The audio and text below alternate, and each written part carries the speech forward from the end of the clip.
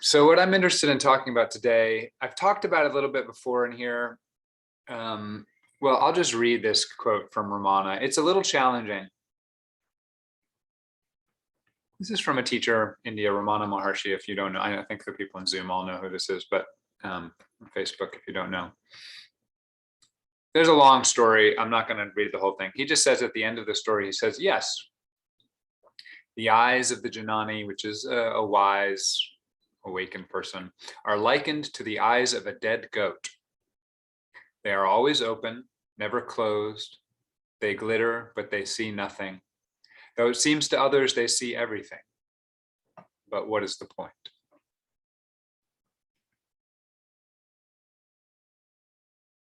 The eyes are likened to the eyes of a dead goat.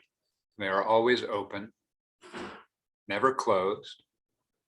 They glitter, but they see nothing. Though it seems to others that they see everything. Remember the first time I read that, and I had already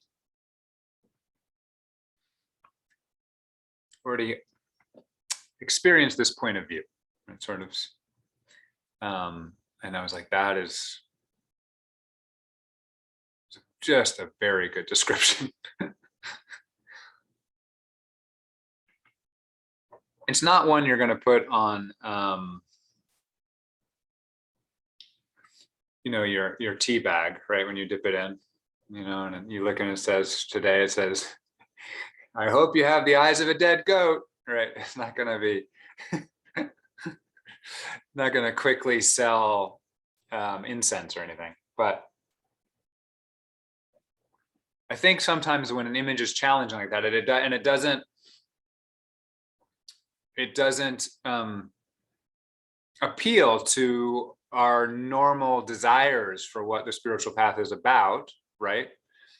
It can be very useful because it can challenge some of our assumptions and maybe allow us to look at what we're doing a little bit differently. So I say this, right? And Ramana Maharshi is a particular teacher, and he's one of the more beloved teachers. And his presence was always described as incredibly loving, right? And he would talk about compassion. And he was not a big talker, but he did talk about compassion when he talked. But his eyes, if you looked at him, I mean, I could go get a picture. It's just, just love was radiating out of these eyes, right? That would be the experience.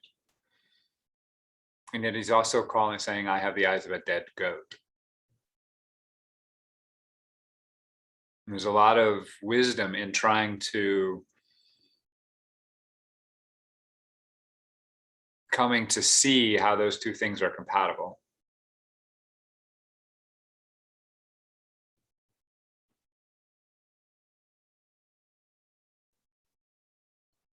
And this isn't, you can do this, but it's not about sitting around and seeing, how do I make my eyes dead, goatish, right? That's not going to work. And you'll get this in the spiritual path. At a certain point, you'll be like, how long can I stare into somebody's eyes? And like, that's the whole, like, it's another, that's fine. It's fine, but that's not what's going on here. Obviously he blinked, right? And he slept. So when he said his eyes are always open, never closed, he's talking about something else.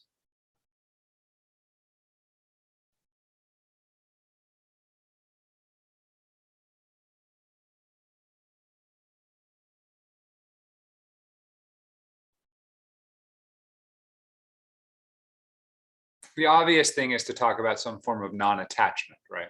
And we could get that into sort of the Buddhist type of discussion. You could understand how a dead goat is totally unattached, right? A dead goat is not trying to grasp onto anything, is no longer trying to eat any hay, no longer trying to butt anybody. I don't know if goats butt things. I don't know if that's right, but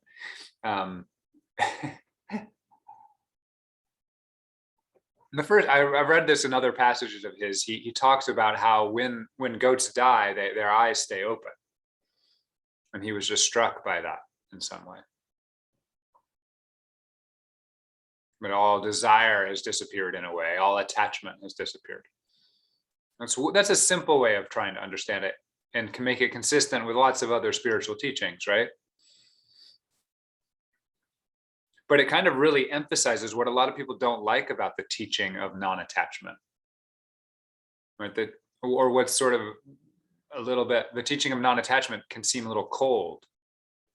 It can seem a little dead, right? It can seem a little anti-life.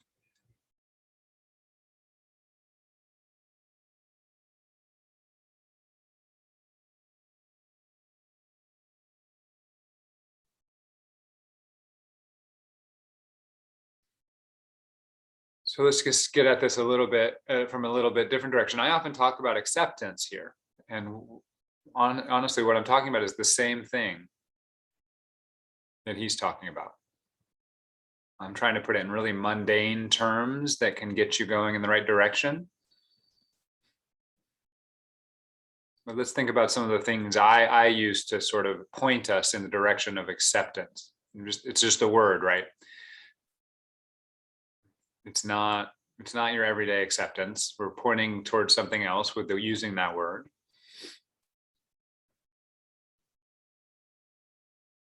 So one thing we do with acceptance is we look at the object. If we want to look at it with acceptance, we look at it without judgment. We take in the object of our experience, or if we're just doing wide open acceptance, we take in our experience without judgment. We let go of judgment. We stay unidentified with our judgment. And so we see what's in our sphere of experience without saying that's a bad thing or that's a good thing, without believing that's a bad thing or that's a good thing.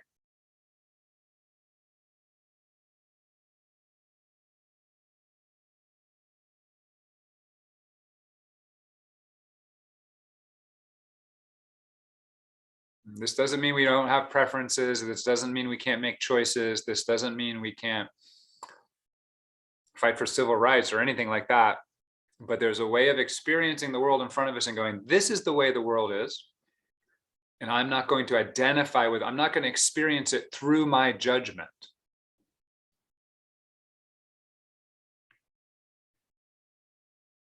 I'm going to experience it as it is before my judgment. Understand? Before I decide whether it's good or bad.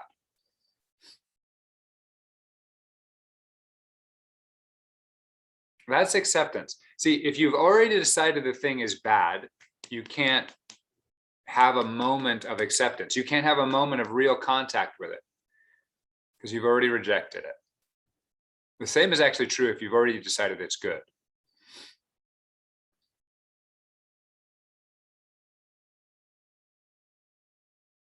So we talk about experiencing the object of concentration without judgment. Again, this doesn't mean that judgment doesn't arise. It means we aren't seeing through the judgment. That is, we aren't seeing from the judgment, maybe a better way of putting it.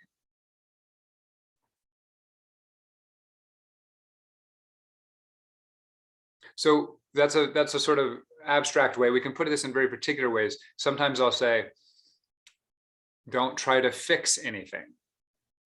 So you see your experience, but don't try to fix it. Don't try to improve it. Don't try to make it better.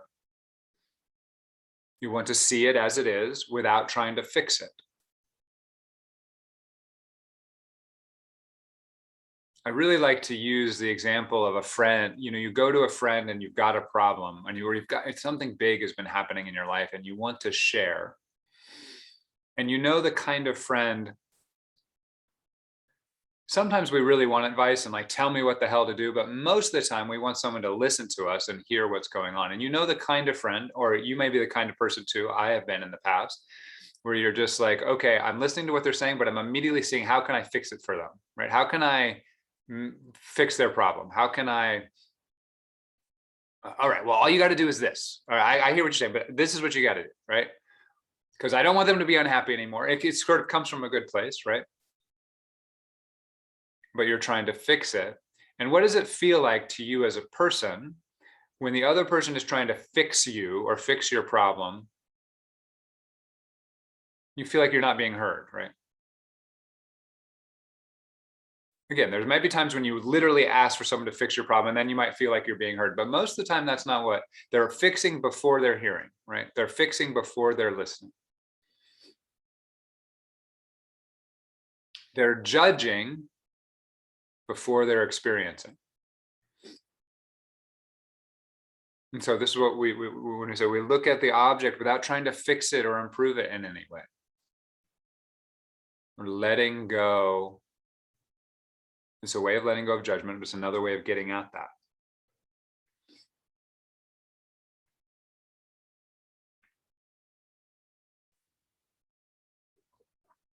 Now, this will be a little more challenging. Sometimes I say, look at the thing without trying to understand it or figure it out, maybe a better way of putting it. Without trying to figure it out. This is a little deeper way of putting it.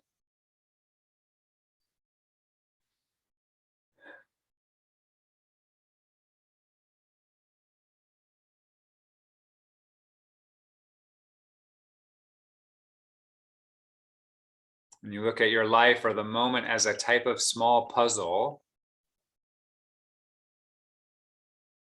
there's a kind of scientific attitude which makes you feel like, well, that's me. I'm trying to really see the thing as it is by figuring it out. But what you're doing then is you're experiencing the thing through your mind, right? You're going, I need to make this comprehensible to my thinking mind. Once I have a way of labeling it and organizing it and categorizing it with my thinking mind, then I will be really seeing it, right? And that can be useful in certain circumstances, but most of life is not a puzzle. We make life a puzzle because we live our life through our mind. Look around your room and how many puzzles are there? They're not. That's just a yellow pillow. Okay. It doesn't need to be a puzzle, right? This is just hunger. I mean, the label, we'll get to that in a second, but you know what I mean? We don't need to make everything into a puzzle. We don't need to figure it out. We can just take in this moment and not need to be able to write an essay about it. That's not important. Again, that can be useful at times. You know, when I was young, Nadine will probably remember this. I knew Nadine in high school. You know, I really didn't. I would go on a vacation or go somewhere, and everyone would be taking pictures, and it's kind of annoy me. I'd be like, why don't we just experience the thing? We're here. Like, we don't need to take a picture for later. We're here now. You're not going to have. Yeah, and there was something right in that impulse. I think something useful in that impulse. But I would do a separate thing, which is especially if I was on my own, I'd be like, how would I write about this? Because I'm a writer, right? So I'd be like, Andrea, how would I write this down? How would I write an email to somebody? How would I write a letter? How would I put this in a novel? It's a very similar kind of thing, right? How am I recording this for my mind and other minds, right? And when we're meditating, we're often trying to figure out our meditation. Am I doing it? There's judgment in there. Am I doing it right? Right. But we're also, even when it's going really well, we're like, oh yeah, that's good. I need to remember that. That's what I wanted to achieve. That's how it's supposed to be. Is this right? Is that what he was talking about? Right. And totally natural, no judgment here. That's what we're going to do because that's what our mind does. But as we practice acceptance, we're practicing letting go of that way of interacting. So we're not trying to fix, and we're not really trying to figure out.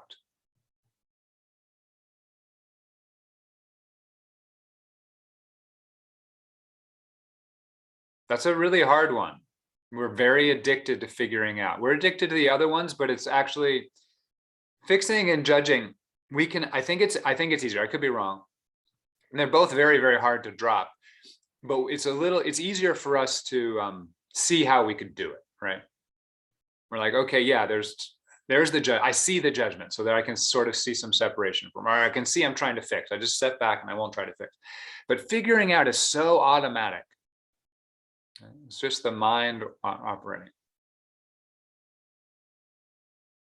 So as you're sitting here and listening to me, can you do that without trying to figure out what I'm saying?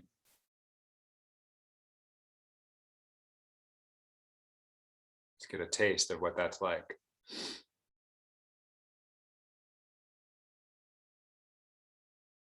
So one way I put that is, when we're practicing acceptance, we're seeing what's in front of us. We aren't trying to think about what's in front of us. Now, this is even sort of even a little layer, even deeper, right? So figuring out has a kind of activity to it, but thinking about is really bare bones.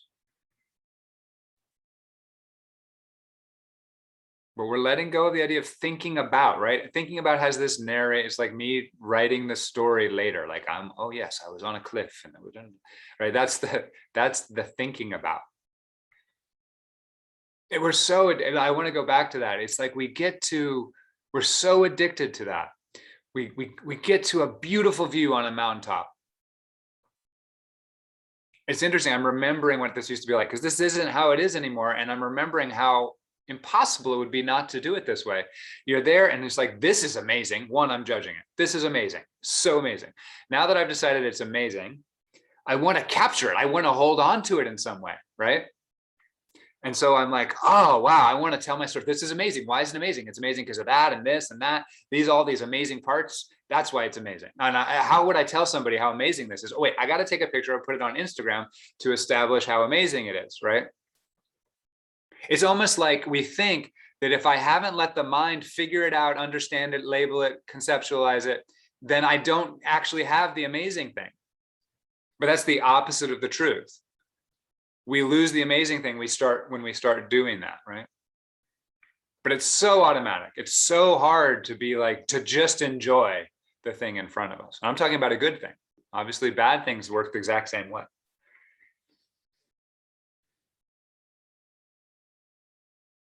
So we see the experience, that is, we sense, we use our basic senses to have our present moment experience, and we let go of thinking about it. Now, thinking will continue to happen, but that's actually a sensory experience too. There'll be sound thoughts, there'll be picture thoughts, but we don't need to be the ones doing the thinking, right? We don't need to be the thinker. We can just experience the moment. There's this beautiful view. There's my thoughts going, wow, this is beautiful, da, da, da, da. But I'm just hearing those thoughts fine and seeing what's in front of me.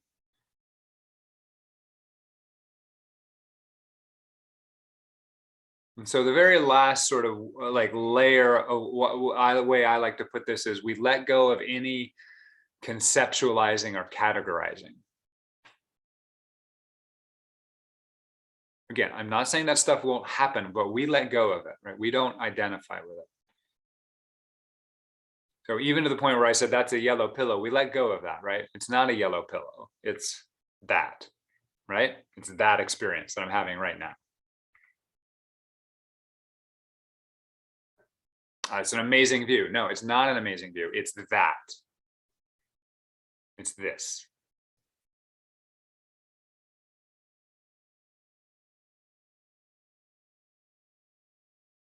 So in many ways, this is the eyes of a dead goat.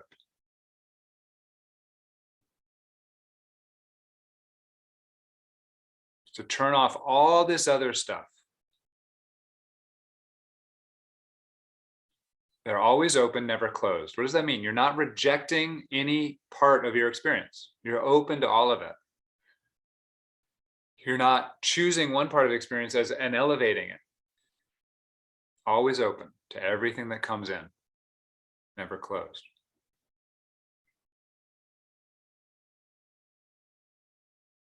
Last week, I talked about dropping, this idea of dropping. I just put the video up, so if you weren't here last week, you probably haven't seen that. But here at the end, he says, they glitter, but they see nothing, though it seems to others that they see everything. But what is the point?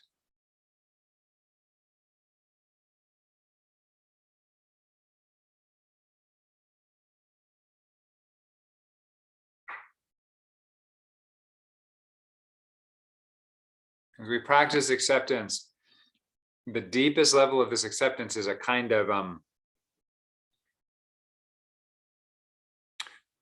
just going to put it in a technical way for today. We can talk about it more in the question and answer.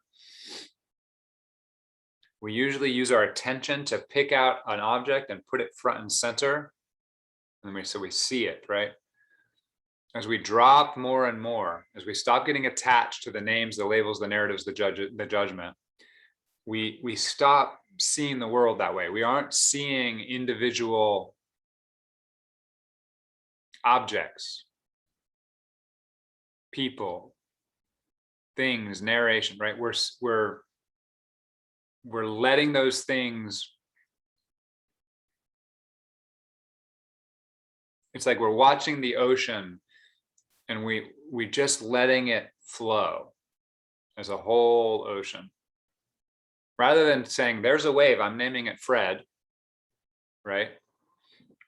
And like getting really interested in Fred, we just watch the ocean crash and flow. And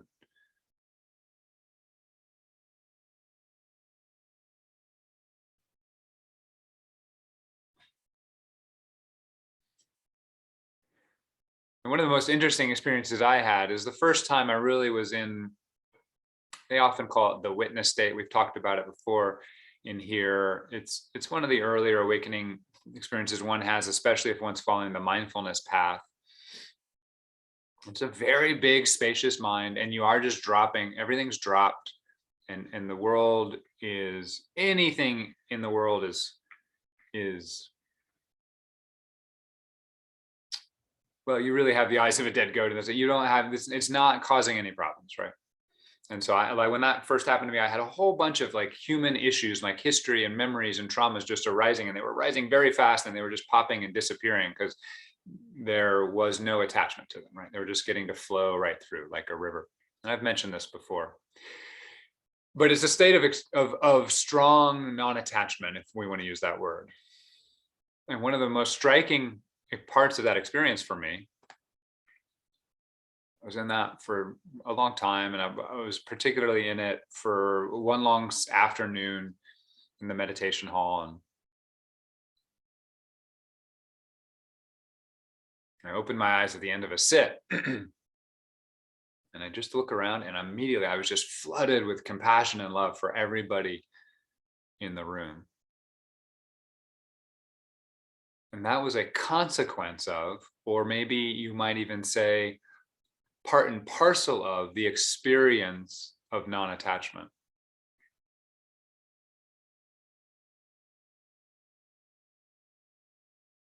In some sense, you can't really love reality until you see it with the eyes of a dead goat.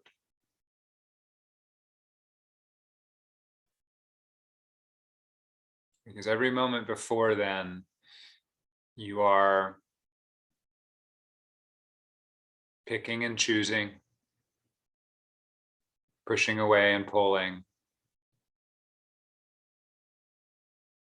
not fully accepting. You're organizing your experience according to your agenda. And we can think about this even in a partnership, you know, a romantic, romantic love is a very particular form of love. But at the base, it's the same, you know, all the different types of love for a father, love for a tree, love for humanity, a spiritual love with a capital L, romantic love, they all share some basic qualities. And one of those is that we need to sort of have a appreciation for the way the person actually is. It's okay, you know, it's natural that there's things we want to change or that we don't approve of, but that's a failure of love, right? It means we're not perfectly loving in that moment. To be perfectly loving is just go, this is the person and I accept them as they are, right?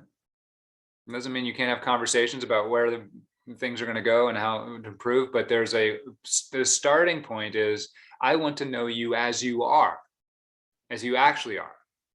Right? If it's like, I really don't want to hear about how you used to be, you know, 5 years ago, that's a scary time for me to hear about it. That's understandable, but again, you're failing in some way to fully take in the person. What is required at the extreme level, right? We're talking at a very advanced, or maybe, I don't like that word, a very open level, to turn off all the things we talked about turning off and just be fully there with that person as they are, allowing them to arise as they're arising, allowing them to say what they need to say and behave how they need to behave, right? This isn't a relationship. And when someone approaches you with this openness, you feel it immediately. I can just tell you from my experience, when I started just naturally interacting with people like this more often, not always, but much more often, people would just start telling me story, just they would tell me anything, they would just open up, because we don't feel this coming from other people very often.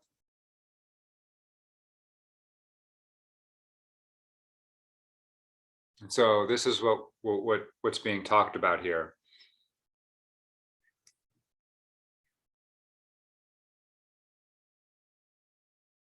And I don't want to totally run away from this phrase, dead goat. It's not a pretty phrase. It's not a beautiful image. But once you've tasted what it's pointing to, there's like a deep relief in it.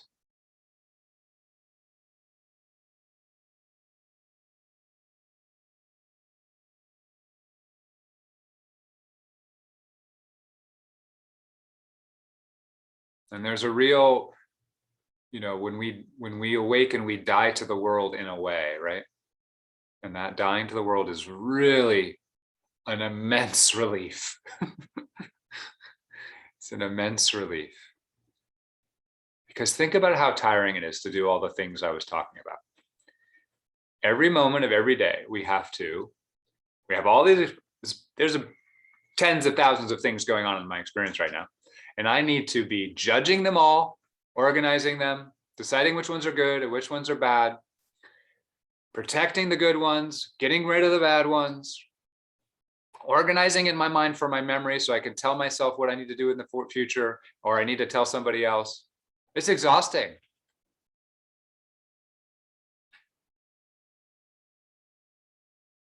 And so much energy frees up when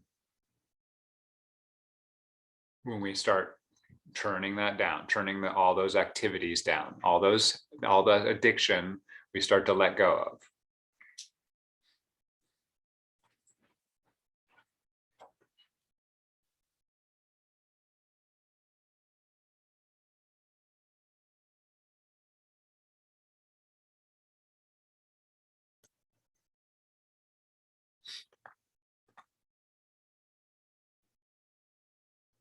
And then love becomes automatic.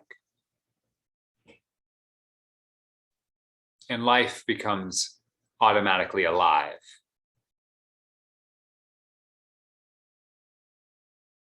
And I'm not in this state all the time by any means, though for much of the last several years, it has been immediately available to me.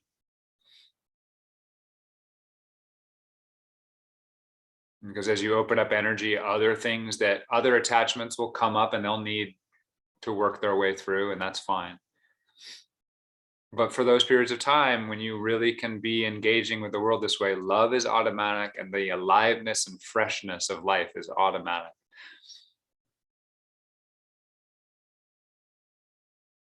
And all that's required is we stop doing everything.